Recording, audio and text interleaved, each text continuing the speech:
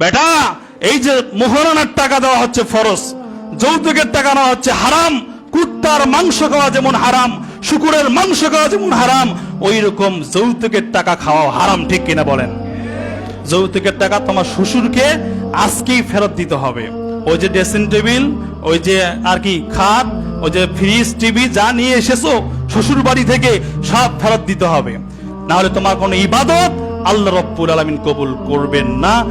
আল্লাহ রাসূলের দীপ্ত কণ্ঠ থেকে আমরা জানতে পারি যে একজন মানুষকে মানুষের উপর জুলুম করে, নির্যাতন করে, হ্যারাসমেন্ট করে, কৌশল করে, অপকৌশল করে যারা এইভাবে ছিনতাই করে, তাদের ইবাদত কবুল হবে না, ঠিক কিনা বলেন?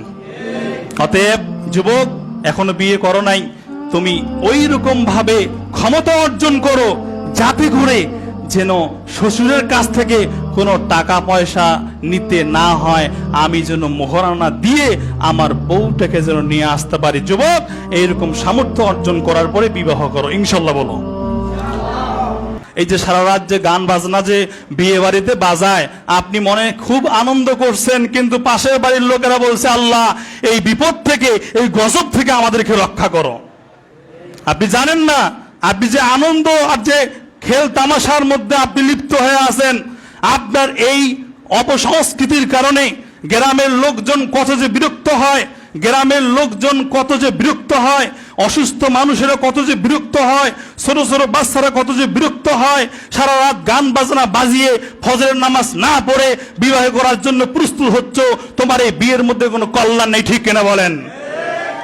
বিয়ের মধ্যে কল্যাণ তখনই আসবে যখন অপসংস্কৃতিগুলো, ইহুদি খ্রিস্টানদের অপসংস্কৃতিগুলো যখন লাথি মেরে কোরআন হাদিসের আলোকে যখন বিবাহ সমাপ্ত করা হবে, তখনই বারাকা নাজিল করবেন তিনি কে?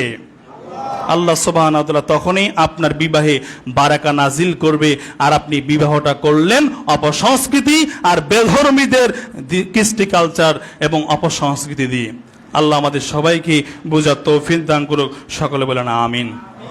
যুবক, তুমি যদি এই বিবাহের মধ্যে গান বাজনা বাজাও, সারা রাত গান বাজনা তুমি যদি বাজাও, এই নসরতপুর বিশেষ করে এই মসজিদের মুসল্লিরা যদি কেউ বিবাহ বন্ধনে আবদ্ধ হওয়াতে এই সমস্ত অপসংস্কৃতি যদি বাজায়, আর আমি ইমাম সাহেব যদি এই মসজিদে থাকি, অবশ্যই এই মসজিদ থেকে তার এই বিরুদ্ধে বক্তব্য হবে, ঠিক কিনা বলেন?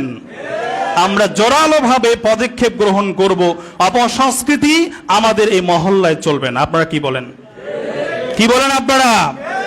সকল ইমামদের এই উদ্যোগ নেওয়া উচিত, যেই বিয়েতে এই অপসংস্কৃতি হবে, যেই বিয়েতে যৌতুক নেবে, যেই বিয়েতে মোহরানা নেই, যেই বিয়েতে যৌতুক আছে, যৌতুক নামের কৌতুক আছে, এই বিবাহ আমরা বিরুদ্ধে অবস্থান গ্রহণ করব।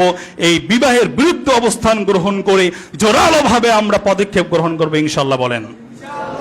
আজকে যৌতুকের কারণে অনেক গরিব মানুষের মেয়ে বিয়ে হয় না, ঠিক কিনা বলেন? মেম্বার, চেয়ারম্যান কত তারা বিচার করে, কত জনের এই যৌতুকের টাকার কারণে সংসার ভেঙে যাচ্ছে।